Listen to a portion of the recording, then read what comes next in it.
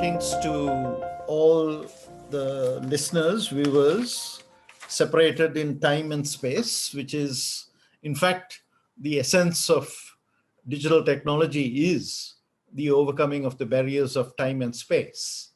So I think it's very appropriate that we are doing this launch of the Sri Lankan Smart Energy Council in this manner, and I congratulate those who are behind this effort. I think Sri Lanka needs more independent think tanks that deal with issues of common importance that are non-partisan. So let me begin by talking about what I understand from the topic that I was given, digitalization. So digitalization is not simply the conversion of processes to digital form. It is the changing of business models using digital technology and the opening up of new value creation opportunities. So I'll be coming back to that concept of sort of new models of doing things. Given that I was also asked to focus on disasters or crises, not necessarily limited to the COVID or pandemic problem that we are facing right now. I've been working on disaster resilience for many years, most recently with the UN ESCAP, Economic and Social Commission for Southeast Asia, for the Asia Pacific, based in Bangkok, and to some extent in Sri Lanka as well. So I'll be drawing from that. Now, when I was thinking about this problem of this presentation, my mind went back 20 or more than 20 years ago, when I was teaching at Ohio State in the middle of the United States. And I was also affiliated with something called the National Regulatory Research Institute. This was a organization that conducted research for the 52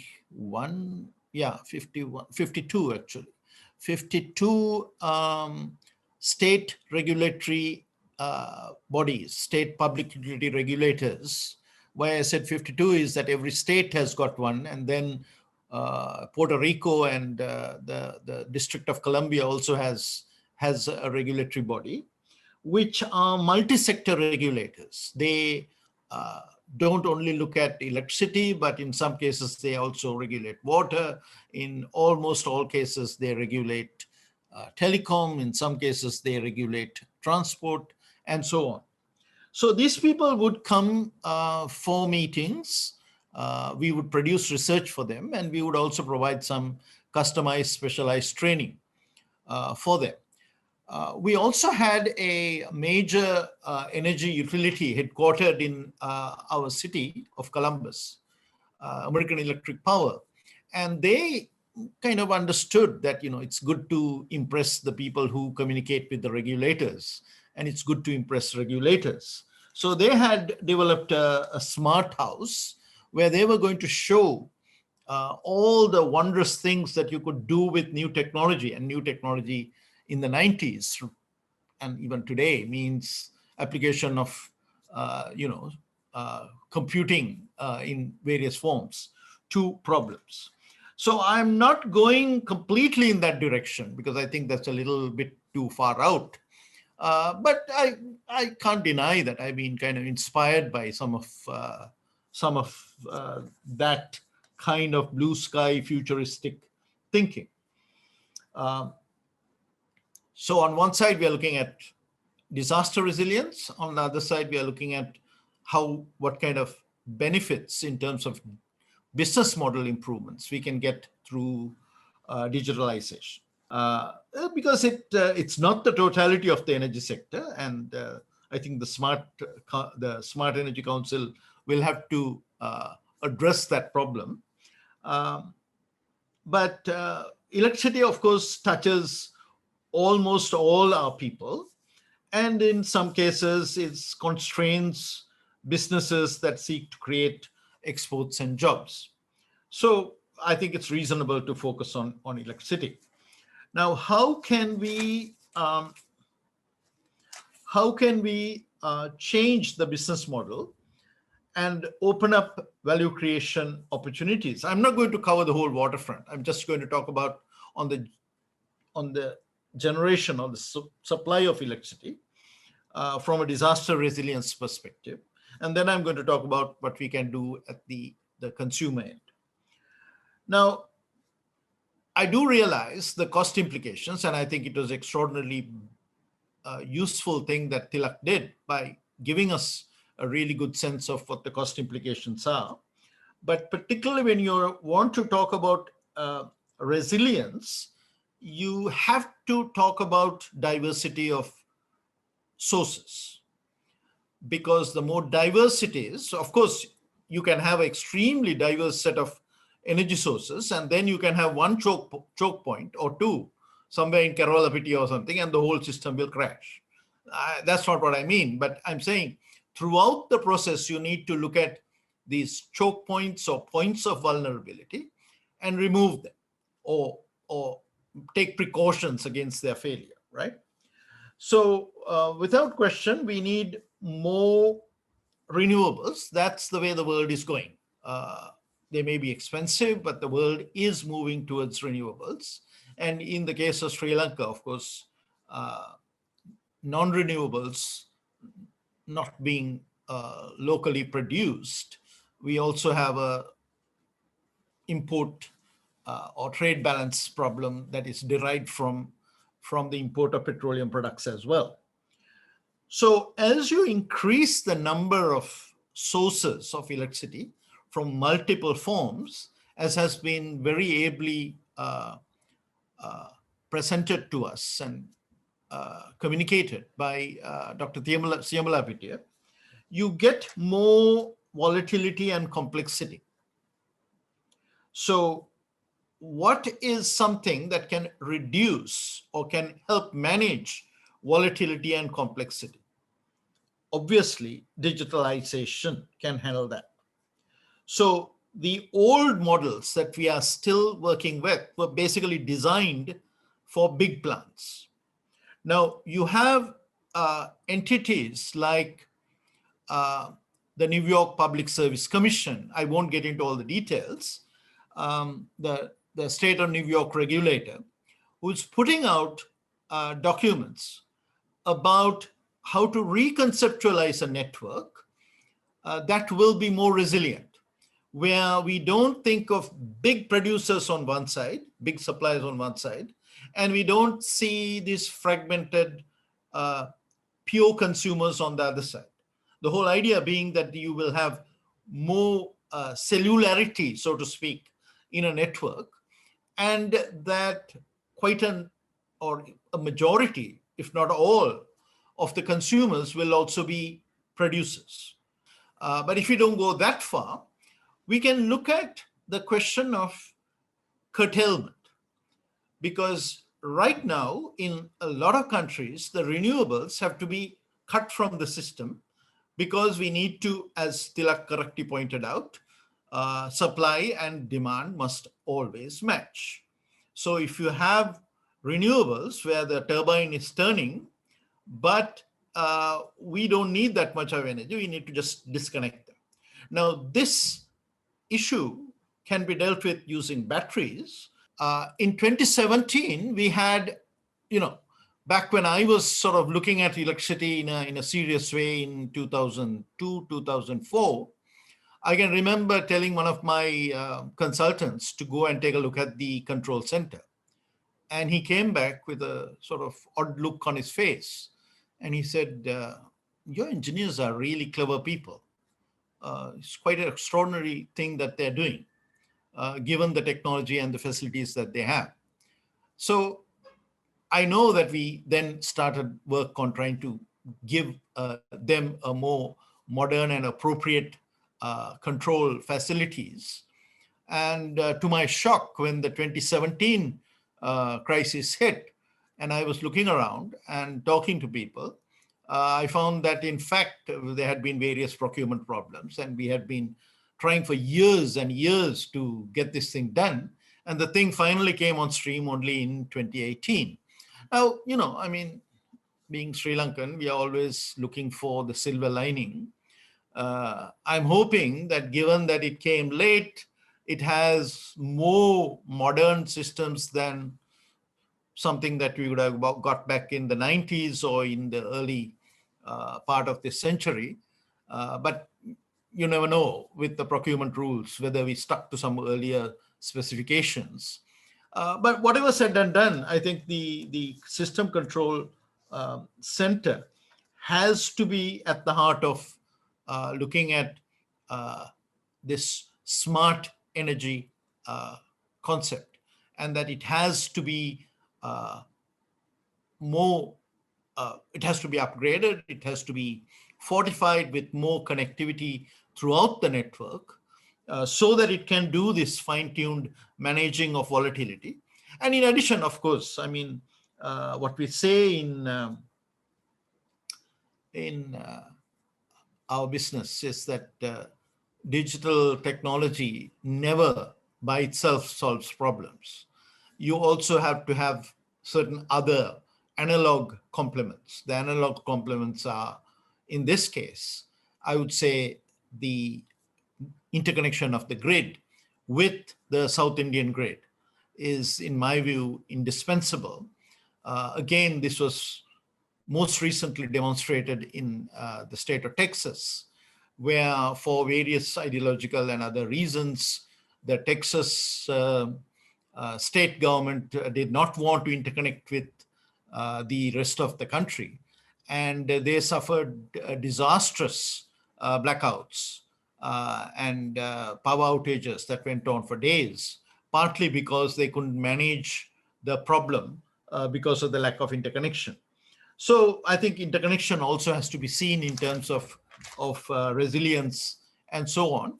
And again, I just want to emphasize there are so many myths and misunderstandings about what an interconnection means or implies. It simply means that the volatile or the variable power that comes in will have a greater base, and we could be shipping our excess power into India at certain times. And when we shut down a generator or something like that, or when we have some kind of difficulty, we could have Indian power flowing in. And what kind of mechanisms we use, spot markets, long-term arrangements, swaps, those kinds of things. I think the examples are coming in from definitely from Bhutan, where mostly the Bhutanese are exporting power, but on some occasions during the summer and so on, they pull power from the Indian grid. And Nepal, Bangladesh, I think there are enough cases that we can look at in terms of viable cross-border interconnection. I'll now move on to my second point. I have only 3 points. My second point is on the consumer side.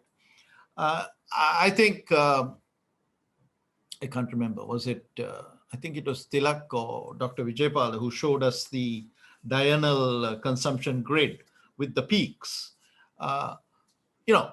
In any utility, public utility industry, any network industry, most of the costs are caused by peak load. So much so that William Vickrey, even at one point, a Nobel Prize winner, said that we should put all the costs at peak, and off peak should be free. I'm not going that far, but peak is a problem. We did some calculations several years ago, completely out of date, but I would still say that the percentages should be sort of in the ballpark. That is, the final 5% of electricity used in the peak was costing about 17%, was responsible for about 17% of the cost. So it's sort of not that costs are cost throughout the day, but most of the heavy, expensive stuff happens at the peak. So the argument there, again, this is nothing really new to Sri Lanka. We have been paying attention to this problem is that effective demand side management, the argument goes, is equal to building another power plant. If you can get people to, I think Dr. Vijaypal, Professor Vijaypal was talking about that. If you can get them to bring that peak down, then you will be saving a large amount of money on high cost electricity. So how do we do that? Now, everybody in the world is grappling with this problem, right? Now I go back to my smart house in Columbus, Ohio, where these guys were talking about mad ideas like, fridges being turned on and off by the electric utility and so on and so forth. I mean, they're not being done now, and I don't think this is something we need to spend time on. So I'm not going there. The issue really here is we do need to have people at the consumer end think about this and to modify their behavior. Now, there is research that my own organization did about 4 or 5 years ago, where we were looking at telecom consumers and electricity consumers, micro enterprises in particular. And what we were looking at was the possibility of using behavioral economics, which is one of the more interesting and new branches of economics that is coming in. And some of the experience of countries. So, for example, in the United Kingdom, they had something called the nudge unit. I think in Obama's White House, they also had some kind of behavioral economics unit that was looking at a lot of forms and policies and suggesting how they could be improved so that people respond to them better.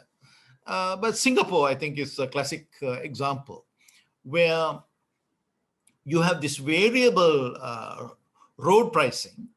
And in the old days, you just, the way we think about road pricing is that we think of fixed amounts. Even London today is talking about fixed amounts.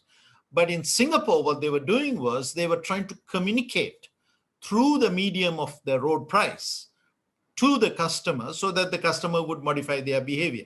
The objective being not to make as much money as possible from people driving around Singapore in the middle of the day, but to encourage them to not use vehicles during high congestion pricing periods and to get them to leave their cars outside the congested areas and to take public transport.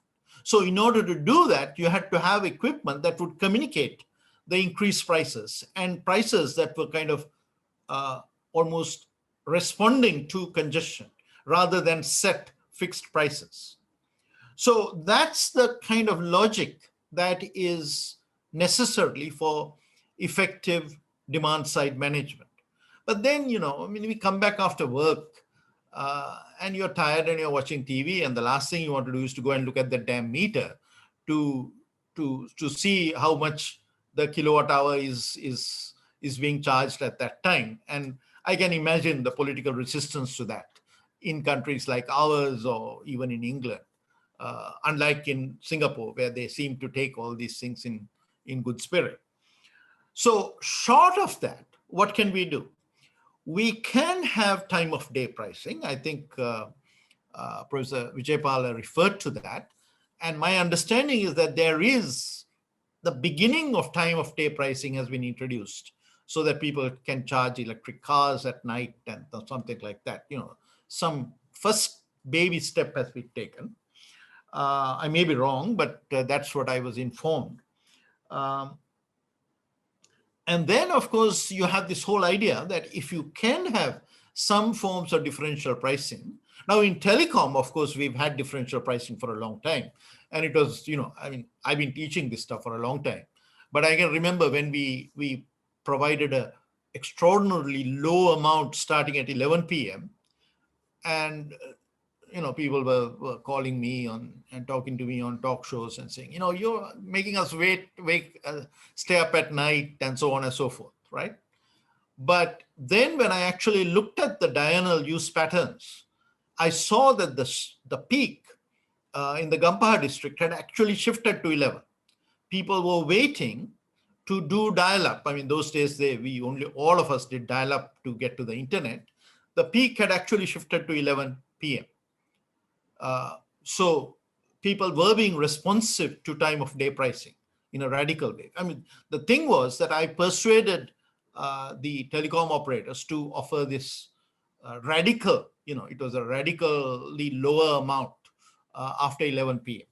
But anyway, so the question that is there is, if you do that, you have to communicate this message. And lots and lots of experiments have been done in a number of countries where we found that you have to use the bill as a way of communicating this. And we made some specific recommendations to the CB and LECO a few years back about how the bill design could be used to improve how people respond. So instead of saying, you are a heavy energy user, or during these certain hours or something like that, you say 90% of the people in your area are doing this, or 70% of these people are doing such and such. Why don't you, getting people to align with the group is easier than just telling them do this or do that. So there's a whole lot of things that can be done on that. But again, what you see is that technology is going to allow us to do advanced billing. The technology is going to allow us to do time of day pricing. And then you need something on the analog side, not purely digital, to make the real outcomes achieved. That is effective communication of the potential that has now been created by the technology. My last point is not going to take very much time. I'll be very brief on the last point. It's about vulnerability. Resilience and responding to crisis means that we have to think about vulnerability throughout our discussion, throughout everything that we do. So the more digital technology that you introduce, the more is the vulnerability to ill-intentioned people, hackers, whatever you like to call them, coming in and attacking your system. Now, this has happened before. We are not talking science fiction here. We are talking about various countries probing the electrical systems, which are by all means falling within the realm of critical infrastructure, probing these systems to see how they can manipulate them, shut them down, do various things. So I think as we move towards a smart energy future, with the leadership or the catalysis that is provided by the Smart Energy Council, we have to keep in mind the need to address vulnerability from the word go. Thank you very much.